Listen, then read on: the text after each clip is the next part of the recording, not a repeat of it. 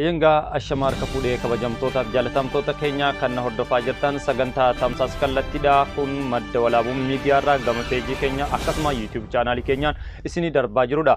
Marreegaa akkuma beekamu yeroo ammaa kana Oromiyaan kallattiilee adda addaan diinaanis marfamtee ilmaan isheetiinis kallattii adda addaatiin wareegama hangana hin jedhamne kafaltee Oromiyaa bilisoomsuuf qophiin hundi xumuramee jira.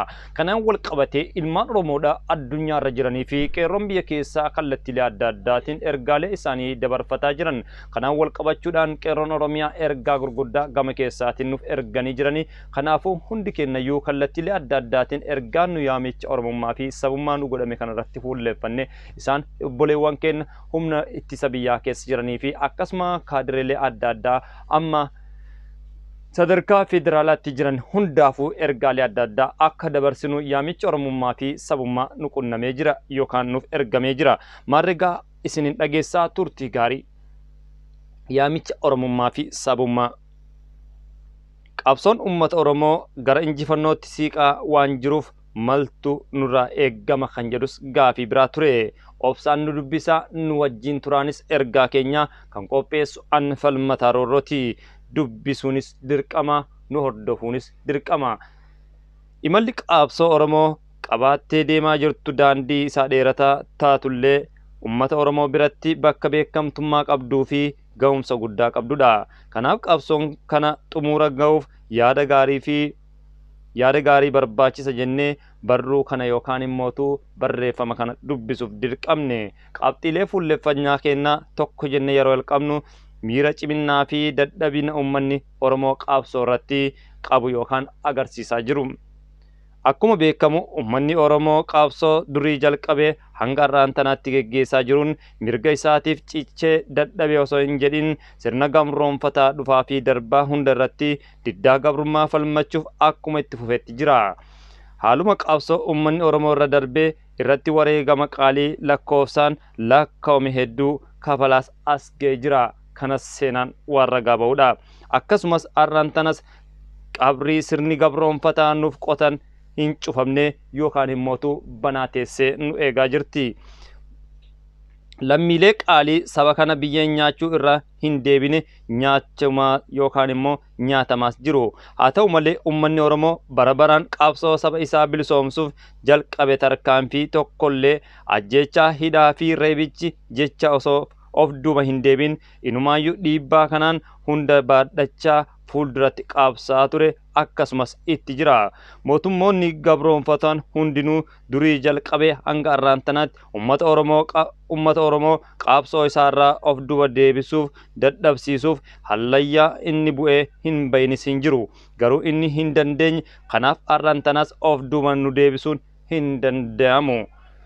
Qabsoo abbootiin teenya wareegama qaalii itti kafalanii asiin nuti gaaniin laannee kana bifa tuffii fi hinaaffaatiin laaffifnee kaayoo abboota keenyaa dhugoomsuu fi Oromiyaa bal'oo tana bilisoomsuuf qabnu tan akka hin balleessine jechuudhaan ergaa nuuf dabarsanii. Erga imala eegallee of bilisoomsuuf daandii walakkaa ol imallee booda hifachuu fi dadhabuun of duuba hin deebinu. Egaa qabsoon Oromoo imala gurguddaa fi bu'a bayii adda addaa keessa darbitee akka as geettee Oromoonni addunyaa fi waan seenaan ragaa ba'udha. Kanaaf immoo dadhabne jennee of duuba deebi'uun hin qabnu jechuudhaan ergaa qeerroon Oromiyaa nuuf dabarsan. Sababiin isaa waan daandii bilisummaaf qabnu waan xumura irra geenyeefidha. Walumaa galatti qabsoon uummanni Oromoo eegale hanga bilisummaa deebifnutti hifannee diinaaf hin gabroomnu abadan jechuudhaanis ergaa isaanii dabarfatanii jiran. Akka lammaffaatti qabxiin isaan kaasan keessaa tokko piroopagaandaa yookaan olola sobaa kan mootummaan kanaa fi dhiibbaa ololaa kanaan akkasumas furmaata isaa kan jedhudha. Ololli adda addaa yookaan piroopagaandaan adda addaa yeroo ammaatti kiyyeeffamee ilmaan Oromoo addaan qoqqooduuf sochiin eegalamee jira. Kanaaf immoo furmaanni isaa qeerroon Oromiyaa akkas jechuun ergaa isaanii dabarfatanii jiran. Mootummaan kun akkuma mootummoota darbaniitti jibbaa uummata Oromoo irraa qabuuf jecha olola sobaatiin uummata koo gama hundaan duula xiinsammuu isin dhabamsiisuun gabrummaa jalatti isin deebisuuf keeyyeffatan hojiirra oolchuuf olola isaanii halkanii fi guyyaa lafaa fi miidiyaan qaban hundaan uummata Oromoo irratti olola jibbaa bananii jiran jedha. Uummanni Oromoodhaa uummata seenaa qabuu fi uummata haqa isaatiif falmachaa jiru akka ta'e eenyuyyuu ragaa ba'a. Uummata seenaa qabuu fi uummata maqaa gaarii qabu kana olola adda addaa itti banuu fi propagandaalee adda addaatti gama sooshaal miidiyaa fi miidiyaalee qaban hundatti fayyadamuudhaan uummata kana kallattii adda addaatiin dhiibbaa xiinsammuu irratti geggeessuuf akka keeyyeffatanis qeerroon Oromiyaadhaa ergaa nuuf dabarsanii jiran. Kanaaf immoo qeerroon Oromoodhaa furmaatas kaa'ee jira.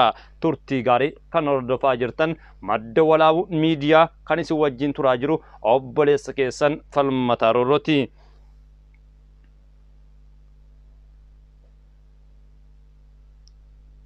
haa ta'u malee uummanni Oromoo olola mootummaa Abiyyiitiin kan haamleen isaa cabtee xiinsammuutiin injifatame gabroomu osoo hin taane sabni kun saba of bilisoomsuuf cimee miira bilchinnaatiin xiinsammuu fi haamleenis injifachuuf xiiqii keessa galee saba of bilisoomsuuf keeyyeeffate itti muddaa jirudha. Ololli adda addaas kallattiilee adda addaatiin tamni xiinsammuus itti hojjetamus uummanni Oromoodhaa uummata xiinsammuu kana mo'atee karoorfatee kallattiidhaan dirree milkaa'insa hanga bilisummaa ga'uudhaaf kaleessa gaafa manaa ba'u beekkatee akeekkatee dhugoomsatee bahe jechuudhaan qeerroon Oromoodhaa ejjennoo uummata keenyaas dabarsanii jiran. Akkasumas ololaa fi gurra hin laannu duris ololaan nu gabroonfachuuf turan waan ta'eef namni isaan dhaga'u hin jiru akkasumas jiraachuufis hin yaadamu jedhu qeerroon Oromiyaadha.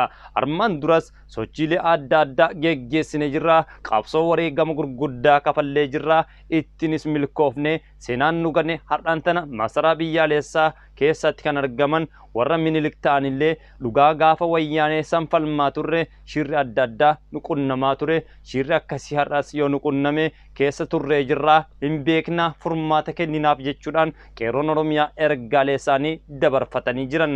Dhugaa dubbachuudhaaf kallattiilee adda addaatiin baroota darban keessa yookaan sirna fincila diddaa gabrummaa fi akkasuma maastar pilaanii irraa jalqabee hanga imala gabrummaa keessatti qabsoo gurguddaa godhamaa ture hundumaa mo'achuun qeerroon Oromiyaadhaa kallattiidhaan milkaa'anii turan. Har'as immoo muuxannoo qabnuu fi dandeettii qabnuuf fayyadamuudhaan sirna kana kuffisuudhaaf ga'umsa qabna. Tamni xiinsammuu isaan baasaa jiran yookaan propagandaan kun nuuf bakka hin qabu jechuudhaan ergaa isaanii dabarfatanii jiran. Keessaayyuu namni isin dhaga'u hin jiru akkasumas jiraachuuf hin yaadamu jechuudhaan ofitti amantummaadhaan kan dabarsan qeerroo Oromiyaati. Sadaffaan kaayoo fi galma jedhu. Kaayoo fi galma bilisummaa keenyaati. Kaayoon Oromoon akka sabaatti qabu maal akka ta'e namuu hin gaafachiisu. Sabni Oromoo akkuma saboota addunyaa kana jiranitti saba of bilisoomsuuf kaayoo qabudha jedhu. Eeyyangaa akkuma beekamu addunyaa kanarratti yeroo ammaa kana namaa miti bineensillee bilisoomee jiraachaa jira. Oromoonis kan barbaadu waan biraatii miti bilisummaa gonfatee akka dhala namaatti biyya abbaa isaarra jiraatee mirga jiraachuu fi mirga biyyoo fe'ee deemuu kan uumamaan qabu san kunuunfatee mirga sabummaa isaa akka addunyaatti kabachiisuudha kan jedhus ergaa isaaniiti. Kuni kaayoo Oromooti. Kaayoon ilaalchi hawaasni sabni kamuu qabu saba kam wajjinuu jiraachuu danda'udha jechuudhaan dabarfatanii.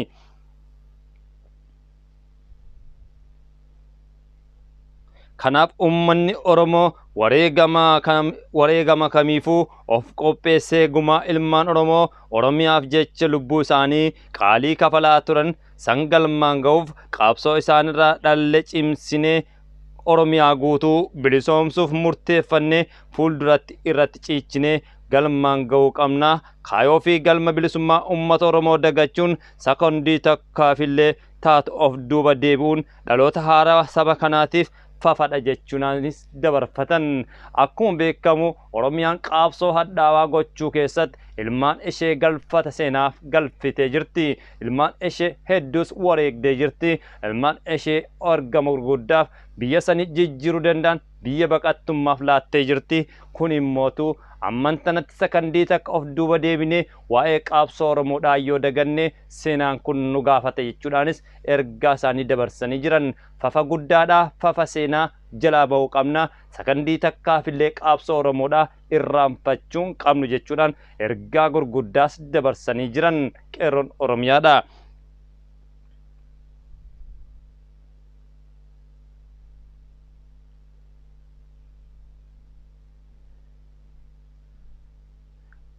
Carraan guddaan nuti dhaloota haarawaa kana harka jiru itti fayyadamuu qabna.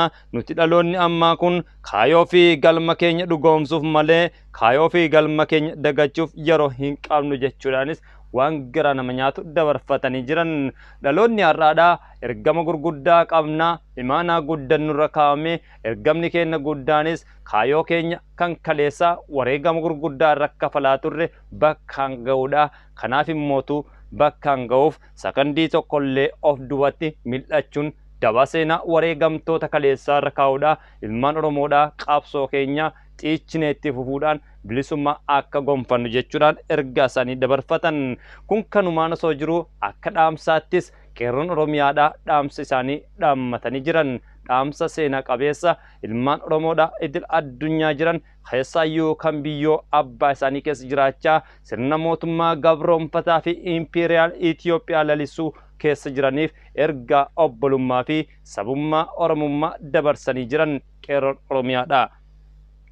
Dhaamsa akka saba kanaatti nuti ummanni Oromoo fi Oromoo of bilisoomsuuf cimnee itti fufnaa waan ta'eef warri qabsoo ummata kanaaf duratti isin baafnee kun ummata keessanitti garaa jabaachuu dhiiftanii gama ummata keessanitti deebi'uudhaan carraa tokkitti ummanni kun isiniif kenne kun carraa laayyotti argamu miti jechuudhaanis har'an tanas ilmaan Oromoodhaa kanneen kaleessaa kallattii adda addaatiin wareegama kafaluudhaan sadarkaa muudama adda addaa irratti isin ol baafne har'as carraa qabdu har'as yaamichi isinii goone jirra nutti deebi'uudhaan yaamicha Oromummaa kana akka nuuf dhageessan daba seenaa irraa akka baatan jechuudhaan isaan sadarkaa muudama adda addaa keessatti argamaniifis erga dabarsanii jiran.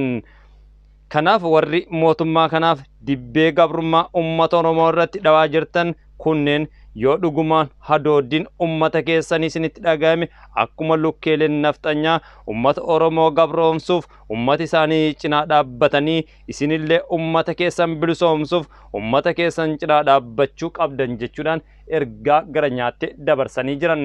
Yeroo ammaa kanatti ummanni nafxanyaa yookaan isaan habashootaa kallattiilee adda addaatiin ummata Oromoo fi ummata biyya sanii adamsuudhaaf sochii keessa galan hojjettoonni mootummaa fi miti mootummaa kallattiilee adda addaatiin saba isaanii bira dhaabbatanii yeroo falmachaa jiran kanatti isinis yaamicha Oromummaa fi seenaadhaa isiniif goonee jirra gara saba keessanii gortanii ummata keessan wajjin akka falmattan jechuudhaan ergaa dabarsanii jiran. Carraan filannoo hin qabne kan isinillee itti ummata Oromoo biratti kabajaa horattan ummata keessan bira dhaabbachuun isiniif kennamu tokko akka qabdan hubadhaa yookaan immoo galmee goobanaa jalatti seenaa keessan akka barreeffamu quba qabaadhaa. Ummanni Oromoo bilisummaaf imala Ummanni Oromoo bilisummaaf akka tarkaanfii tokko hin hafne kanaaf of keessaniif ummata cinaa dhaabbadhaa dhaamsa kootii jechuudhaanis dargaggeessi Oromoo qeerroon biyya abbaa isaatii ergaa nuuf dabarsee jira. Imalli kun imala seena qabeessaa fi qeerroon Oromoodhaa yeroo ammaa kana Oromiyaa bilisoomsuuf tarkaanfii muraasni kan keessatti hafedha. Kanaaf qaamni mootummaa keessatti argamtan sadarkaa hooggansaatti akkasuma sadarkaa raayyaa ittisa biyyaa fi humna poolisii Oromiyaa fi akkasuma kaabinee fi kaadiree milishaa ganda keessaa yaamicha Oromummaa fi sabummaa isiniif godhamee jira.